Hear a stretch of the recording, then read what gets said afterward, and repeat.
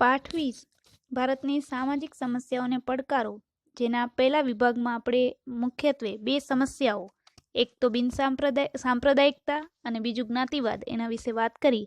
હવે આપણે મુખ્યત્વે લઘુમતીઓની કેટલીક જોગવાઈઓ વિશે માહિતી મેળવીશું. કાયદો બળપૂર્વક ધર્માંતરણને માન્ય રાખતો નથી. સરકારી સહાય લેતી કોઈ પણ શિક્ષણ સંસ્થામાં ધાર્મિક શિક્ષણ માપી શકાતું નથી. તેમજ ધાર્મિક સમુદાયોને તેમના ધર્મના વ્યવસ્થાપન અને ધાર્મિક કાર્યો માટે સંપત્તિ મેળવવાનો અને તેની દેખરેખ રાખવાનો અધિકાર છે. સાંસ્કૃતિક અને શૈક્ષણિક અધિકાર દ્વારા લઘુમતીઓ પોતાની લિપિ, સંસ્કૃતિઓનું રક્ષણ કરે છે. સરકારી સહાય મેળવતી કોઈ પણ સંસ્થામાં ધર્મ, વંશ, જાતિ, વર્ણ કે ભાષાને આધારે કોઈ પણને પ્રવેશ મેળવતા અટકાવી શકાતા નથી. સમાજના તમામ વર્ગોને પોતાની પસંદગી પ્રમાણે ભાષા, લિપિ જાળવવાનો, વિકાસ કરવાનો અને તે માટે શૈક્ષણિક સંસ્થા સ્થાપવાનો અને ચલાવવાનો અધિકાર છે. ભારતીય લઘુમતીના બાળકોને પ્રાથમિક શિક્ષણ માતૃભાષામાં મળે તેવી પણ વ્યવસ્થા તેમજ સુવિધાઓ રાજ્ય સરકારો આપે છે. આપણે વાત કરી લઘુમતીઓની. હવે જોઈએ અનુસૂચિત જાતિઓ અને જનજાતિઓ. અનુસૂચિત જાતિઓ અને જનજાતિઓની કોઈ વ્યાખ્યા ભારતના બંધારણમાં સ્પષ્ટ કરવામાં આવી નથી, પરંતુ સંબંધિત રાજ્યના રાજ્યપાલની સલાહથી રાષ્ટ્રપતિના આદેશ અનુસાર તેનો વિશેષ ઉલ્લેખ કરવામાં આવ્યો છે. જ્ઞાતિવાદને કારણે કેટલીક જ્ઞાતિઓનું શોષણ અટકાવવા, તેમની સામેના અન્યાયને દૂર કરવા, સમાનતા અને ભાતૃભાવથી તેમનામાં રહેલી જે સંકુચિતતા છે તેને દૂર કરવા માટે સામાજિક, આર્થિક અને શૈક્ષણિક વિકાસ થાય તે હેતુથી ભારતના બંધારણમાં કેટલીક વિશિષ્ટ જોગવાઈઓ કરવામાં આવી છે.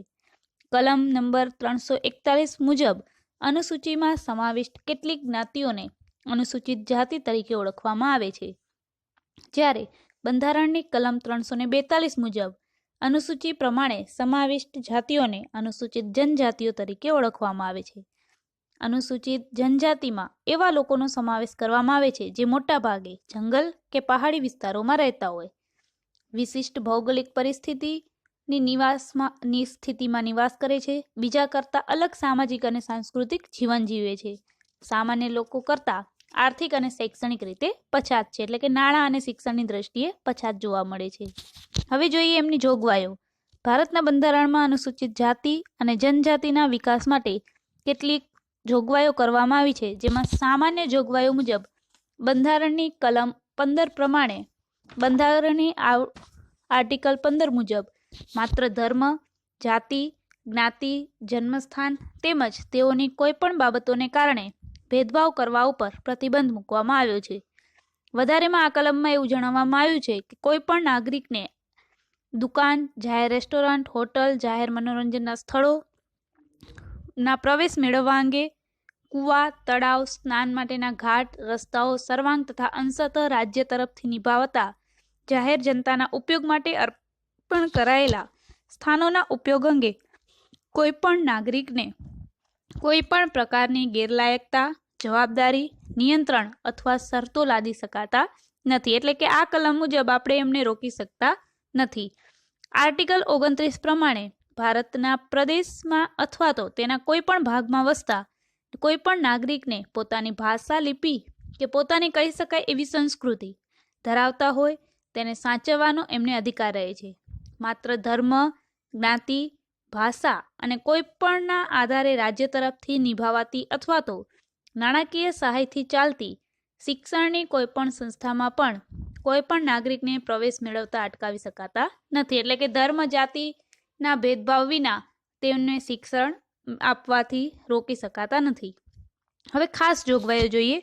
રાજનૈતિક માર્ગદર્શક સિદ્ધાંતોમાં કલમ નંબર 46 મુજબ પછાત વિભાગોમાં ખાસ કરીને અનુસૂચિત જાતિ અને અનુસૂચિત જનજાતિ માટે આર્થિક લાભો જળવાય તે હેતુથી રાજ્ય સરકાર કાળજી લે છે અને તેમનું કોઈ પણ પ્રકારે શોષણ ન થાય એના સામે રક્ષણ કરે છે.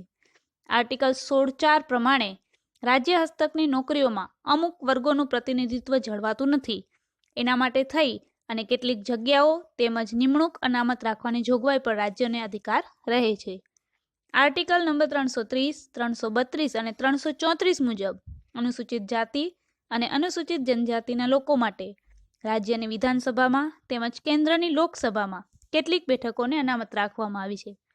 કેન્દ્રમાં રાજ્યસભામાં પણ કોઈ પણ બેઠક અનામત રાખવામાં આવી નથી. ગ્રામ પંચાયત અને નગરપાલિકામાં પણ અનુસૂચિત જાતિ અને અનુસૂચિત જનજાતિના લોકો માટે કેટલીક બેઠકો અનામત રાખવામાં આવી છે. એ સિવાય પંચવર્ષીય યોજનાઓમાં છાત્રાલયોની રચના, શિષ્યવૃત્તિની યોજના, પ્રતિયોગ્યતા કસોટી, તાલીમ અને માર્ગદર્શનના વર્ગો પણ શરૂ કરવામાં આવ્યા છે. શૈક્ષણિક વિકાસ અર્થે આશ્રમ શાળાઓ શરૂ કરવામાં આવી. સરકારી નોકરીમાં પણ અનુસૂચિત જાતિ અને જનજાતિના ઉમેદવારો માટે ઉંમર, ફી, લાયકાતના ધોરણોમાં કેટલીક છૂટછાટો આપવામાં આવી છે. ડૉક્ટર બાબા સાહેબ આંબેડકર સંસ્થા દ્વારા ડૉક્ટર આંબેડકર રાષ્ટ્રીય પુરસ્કાર એવા વ્યક્તિ અને સંસ્થાને આપવામાં આવે છે કે જે નબળા વર્ગોને સામાજિક સમજ, ઉદાર પરિવર્તન, ક્ષમતા, ન્યાય અને માનવ ગરિમા માટે કાર્ય કરતા હોય. અનુસૂચિત જાતિ અને અનુસૂચિત જનજાતિના કલ્યાણ તેમજ વિકાસ અર્થે રાજ્યમાં અલગ વિભાગ અને કેન્દ્રમાં વિશિષ્ટ અધિકારની નિમણૂક કરવામાં આવી છે. આ સિવાય રાષ્ટ્રીય કક્ષાએ આ જાતિઓ માટે રાષ્ટ્રીય આયોગની સ્થાપના કરવામાં આવી તેમજ આ જાતિઓના સામાજિક, સાંસ્કૃતિક, શૈક્ષણિક અને આર્થિક વિકાસ માટે કેટલાક પ્રકારની યોજનાઓ પણ કરી છે. હવે જોઈએ માત્ર અનુસૂચિત જાતિ માટે કેટલીક જોગવાઈઓ છે કે બંધારણની કલમ 17 મુજબ અસ્પૃશ્યતા નાબૂદ કરવામાં આવી. અસ્પૃશ્યતા સંદર્ભે કોઈ પણ સ્વરૂપે કરાતું આચરણ અમાન્ય ગણાય છે. એટલે એના ઉપરથી એવું ફલિત થાય છે કે કોઈ પણ ગેરલાયકતાનો અમલ કરાવવો કાયદાની રૂએ શિક્ષાપાત્ર ગુનો બને છે. આર્ટિકલ 25 પ્રમાણે રાજ્યોના સામાજિક કલ્યાણ અને સુધારા માટે જાહેર ગણી શકાય તેવી હિન્દુ ધાર્મિક સંસ્થાઓને હિન્દુઓના તમામ વર્ગો અને વિભાગોમાં સાર્વત્રિક પ્રવેશ માટે સમાન કાયદો લગાડવાનો હોય તો તે અંગેનો અમલ પણ કોઈ પણ કાયદો ચાલુ રાખવાનો અધિકાર રહે છે.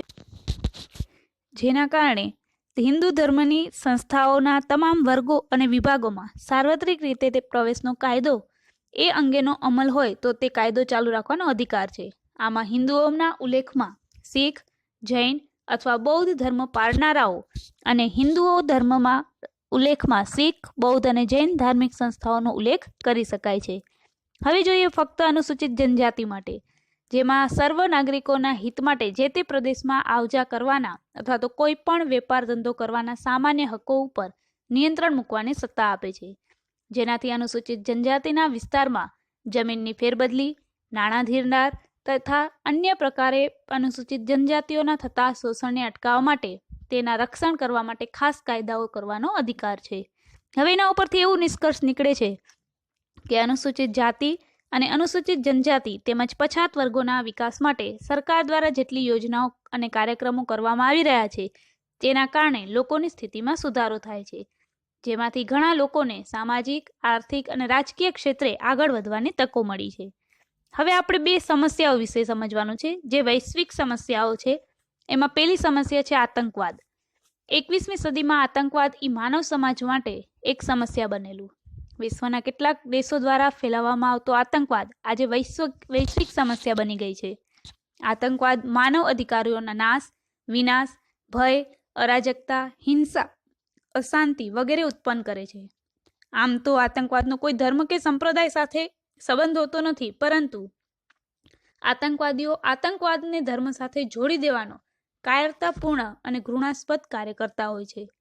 આતંકવાદ કોઈ પણ રાષ્ટ્રના વિકાસ માટે અવરોધરૂપ પરિબળ બને છે. આતંકવાદ હિંસા સંબંધી એક વિચાર છે જે પ્રકૃતિના સિદ્ધાંત જીવો અને જીવવા દેનું ખુલ્લેઆમ ઉલ્લંઘન કરે છે. કોઈ પણ કાર્ય કરવા પાછળનો ઉદ્દેશ્ય ગમે તેટલું શ્રેષ્ઠ કે પવિત્ર કેમ ન હોય, પરંતુ આતંકવાદ કોઈ પણ સ્વરૂપે અને કોઈ પણ સ્થાને યોગ્ય ગણી શકાતો નથી. આતંકવાદ એ કેટલાક ગણ્યા ગાંઠ્યા લોકોનો સંગઠિત, આયોજિત અને જાણી જોઈને કરવામાં આવતું અનૈતિક અને હિંસાત્મક કૃત્ય છે. જેમ કે આત્મઘાતી હુમલાઓ કરવા, બોમ્બ ફેંકવા, હથિયારો સંતાડવા, એનો ઉપયોગ કરવો, અપહરણ કરવું, વિમાનોને હાઈજેક કરવા, નાણાં પડાવવા, માદક દ્રવ્યોની હેરાફેરી કરવી, આ બધી જ પ્રવૃત્તિઓ, હિંસાત્મક પ્રવૃત્તિઓ આતંકવાદીઓ દ્વારા કરવામાં આવે છે. આપણે વાત કરીએ આતંકવાદ એક વૈશ્વિક સમસ્યા વિશે. હવે જોઈએ ભારતમાં બળવાખોરી અને આતંકવાદ બંને વચ્ચે બહુ ઓછું અંતર છે. બળવાખોરી એટલે શું? તો કે બળવાખોરી જે તે રાષ્ટ્રની સમસ્યા છે, જ્યારે આતંકવાદ છે એ આખા વિશ્વની સમસ્યા છે, વૈશ્વિક સમસ્યા છે. બળવાખોરી એ પોતાની સરકાર વિરુદ્ધ જ જે પ્રદેશ છે એ પ્રદેશ પૂરતું જ વિસ્તરેલું હોય છે, જ્યારે આતંકવાદ છે એ પોતાના તેમજ અન્ય દેશોની વિરોધમાં રહે છે, એટલે કે આંતરરાષ્ટ્રીય સ્તરે વિસ્તરેલું હોય છે. બળવાખોરી સ્થાનિક લોકોના સહકારથી ચાલે છે, જ્યારે આતંકવાદમાં સ્થાનિક લોકોનો સહકાર મળે પણ ખરો અને ન પણ મળે. બળવાખોરી પ્રભાવિત રાજ્યો કે પ્રદેશોનો વિકાસ અટકી જાય છે, જ્યારે આતંકવાદથી પ્રભાવિત રાષ્ટ્રો હોય એનો વિકાસ અટકી જાય છે. અહીંયા એક પ્રદેશને લાગુ પડે છે, જ્યારે આતંકવાદ છે એ આખા રાષ્ટ્રને લાગુ પડે છે. આમ જોઈએ તો બળવાખોરી એ સ્થાનિક અસંતોષમાંથી જન્મે છે, જ્યારે આતંકવાદને આવું કોઈ બંધન હોતું નથી. આજે ભારત આંતરિક બળવાખોરી અને આતંકવાદ સામે લડી રહ્યું છે. હવે જોઈએ નક્સલવાદી આંદોલન. માઓ ત્સે તુંગના નેતૃત્વ નીચે ચીની ક્રાંતિથી પ્રેરણા લઈ અને નક્સલવાદી આંદોલનમાં ભારતમાં સૌપ્રથમ 1967માં પશ્ચિમ બંગાળમાં શરૂ થયું.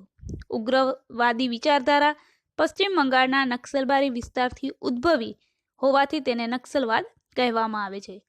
પશ્ચિમ બંગાળથી શરૂ કરી આ આંદોલન ઝારખંડ, બિહાર, આંધ્રપ્રદેશ, કેરળ, ઓડિશા, ત્રિપુરા, મધ્યપ્રદેશના પહાડી અને જંગલ વિસ્તારમાં વધવા પામ્યું, જેમાં પીપલ્સ વોર ગ્રુપ અને માઓવાદી સામ્યવાદી કેન્દ્ર આ બે સંગઠનો મુખ્ય હતા.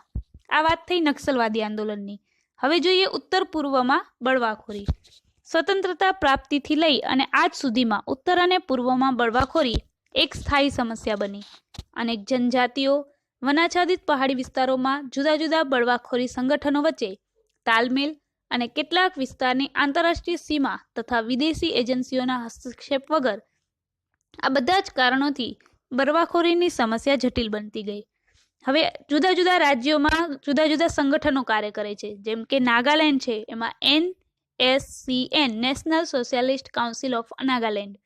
મણિપુર છે, જેમાં KNF Kuki national front, KNA Kuki national army. Tripura છે, જેમાં NLFT national liberation front of Tripura, NTTF all Tripura tigers force અને TUJS ત્રિપુરા ઉપનિષી જુમા સમિતિ. ત્યાર પછી છે અસમ, જેમાં ULFA united liberation front of Assam, UMF united minority front, NDFB national democratic front of Bodoland અને BLTF Bodoland liberation tiger force. આ એવા સંગઠનો છે જેની વચ્ચે અલગ રાજ્યની માંગણી, પોતાના રાજકીય હિતો, આર્થિક હિતો સ્થાપિત કરવા માટે ગેરકાયદેસર વસવાટ વગેરેના પ્રશ્નોથી સંઘર્ષ થાય છે, અને જેના કારણે આર્થિક, સામાજિક, વહીવટી અને રાજકીય વ્યવસ્થાને નુકસાન પહોંચે છે. ત્યાર પછી હવે આપણે જોઈએ કાશ્મીરમાં આતંકવાદ. 15મી ઓગસ્ટ 1947 ભારત સ્વતંત્ર થયું. ભારત અને પાકિસ્તાન એમ બે અલગ રાષ્ટ્રો બન્યા. આઝાદી પછી પાકિસ્તાને કાશ્મીરના કેટલાક ભાગો પર પોતાનો કબજો જમાવી રાખ્યો, પરંતુ જમ્મુ કાશ્મીર એ ભારતનું અભિન્ન અંગ હોવા છતાં પાકિસ્તાનમાં અવારનવાર તે મેળવવા પ્રયત્ન કરે છે. આ માટે તેમણે યુદ્ધ પણ કર્યા, અને દરેક યુદ્ધમાં આપણા સૈનિકોએ પાકિસ્તાનીઓને નાલેસીજનક પરાજય પણ આપેલ છે. 1988માં કાશ્મીરમાં આતંકવાદ વધતો ગયો. અપહરણ, હત્યા, બોમ્બ વિસ્ફોટ વગેરે પ્રવૃત્તિઓ દ્વારા આતંકવાદીઓ ભય ફેલાવી પોતાનું સ્વાર્થ સાધવા માંગે છે. તેના પરિણામે કાશ્મીરના અનેક પંડિત કુટુંબો ના છૂટકે પોતાનું વતન છોડી અને સ્થળાંતર કરવું પડ્યું હતું. આવા હજારો કુટુંબો શરણાર્થી તરીકે કાશ્મીરથી બહાર જીવી રહ્યા છે. કાશ્મીરના આતંકવાદને સીમા પારથી સતત સહાય મળતી રહે છે. આતંકવાદીઓનો આશય ભારતમાં ભય અને અસ્થિરતા ઊભી કરવાનો છે. આતંકવાદી પ્રવૃત્તિઓને બંધ કરવા ભારત મક્કમતાપૂર્વક અને મજબૂત રીતે પ્રયત્ન કરી રહ્યું છે. ભારત માત્ર ભારતમાં જ થતા આતંકવાદનો વિરોધ કરે છે એવું નથી. કોઈ પણ સ્થાને, કોઈ પણ રીતે અને કોઈ પણ સમયે તે આતંકવાદનો વિરોધ કરે છે. આ આતંકવાદનો સફાયો થાય તે હેતુથી ભારતના અનેક સૈનિકોએ શહીદી વરોવી છે. ત્યાર પછી જોઈએ આતંકવાદથી બે પ્રકારની અસરો થાય છે, એક સામાજિક અસર અને બીજી આર્થિક અસરો. સમાજના વિઘટન તરફ દોરી જાય છે. આતંકવાદીઓ ભય, લૂંટફાટ, હિંસા જેવી પ્રવૃત્તિ કરી લોકોમાં સંદેહ અને ભય ઉત્પન્ન કરે છે. નાના બાળકોથી લઈ વૃદ્ધો પર આ ભયની અસર થાય છે. આતંકવાદી પીડિત પ્રદેશમાં વિદ્યાર્થીઓના શિક્ષણને પણ પ્રતિકૂળ એટલે ખરાબ અસર પહોંચે છે. આતંકવાદના પરિણામે સમાજના લોકોનો એકબીજા પરનો વિશ્વાસ ઘટતો જાય છે. પરસ્પર ભાઈચારાની ભાવના ઓછી થતી જાય છે. ઘણીવાર સાંપ્રદાયિક સંપ્રદાયો વચ્ચે ઝઘડાઓ ઊભા થાય છે. પરિણામે સમાજ વ્યવસ્થા છિન્નભિન્ન બની જાય છે. સમાજમાં અવ્યવસ્થા અને અશાંતિ ઉત્પન્ન થાય છે. આતંકવાદ પ્રભાવિત ક્ષેત્રમાં લોકો સામાજિક ઉત્સવો ઉત્સાહથી ઉજવી શકતા નથી. પરિણામે લોકોને જોડતા આંતરવ્યવહારો ખોરવાઈ જાય છે. આ સમાજ ઉપર અસર થઈ. હવે એની આર્થિક અસરો જોઈએ. આતંકવાદને કારણે વેપાર ઉદ્યોગના વિકાસ માટે પ્રોત્સાહન વાતાવરણ નિર્માણ પામતું નથી. જે તે પ્રદેશનો વેપાર ઉદ્યોગનો વિકાસ અટકી જાય છે. વેપાર ઉદ્યોગને માઠી અસર થતાં લોકોને અન્ય પ્રદેશમાં વેપાર રોજગાર કરવા માટે સ્થળાંતર કરવું પડે છે. કેટલાક આતંકવાદી સંગઠનો મૂડીપતિ, ઉદ્યોગપતિ, કર્મચારીઓ, વેપારીઓ પાસેથી ભય બતાવી અને નાણાં પડાવી લે છે. આતંકવાદીઓ માદક દ્રવ્યોની હેરાફેરી, કાળું નાણું આવા અસામાજિક કાર્યો કરે છે, જેથી દેશમાં સામાજિક અને આર્થિક સમસ્યાઓ ઉત્પન્ન થાય છે. આતંકવાદીઓ રેલવે સ્ટેશન, રસ્તાઓ, પુલ, સરકારી મિલકત વગેરેને નુકસાન પહોંચાડે છે, જેથી એ મિલકતોના પુનઃસ્થાપન માટે કરોડો રૂપિયા ખર્ચવા પડે છે. સરકારને સલામતી અને સુરક્ષા માટે કરોડો રૂપિયા ખર્ચવા પડે, તેથી સમાજ ઉપયોગી વિકાસ કાર્યો ઓછા પ્રમાણમાં થાય. આતંકવાદને પરિણામે રાજ્યના અને રાષ્ટ્રના પરિવહન ઉદ્યોગ, પર્યટન ઉદ્યોગને આર્થિક નુકસાન સહન કરવું પડે છે. આમ આતંકવાદ એ સામાજિક, આર્થિક રીતે નુકસાનકારક છે. તેથી આ સમસ્યાનું નિરાકરણ લાવવું આવશ્યક છે. આમ આપણા ભારતની મુખ્ય બે સમસ્યાઓ સાંપ્રદાયિકતા અને જ્ઞાતિવાદ, એની સામે જ મુખ્ય બે પડકારો, એક આતંકવાદ અને બીજું બળવાખોરી, એના વિશે માહિતી મેળવી છે.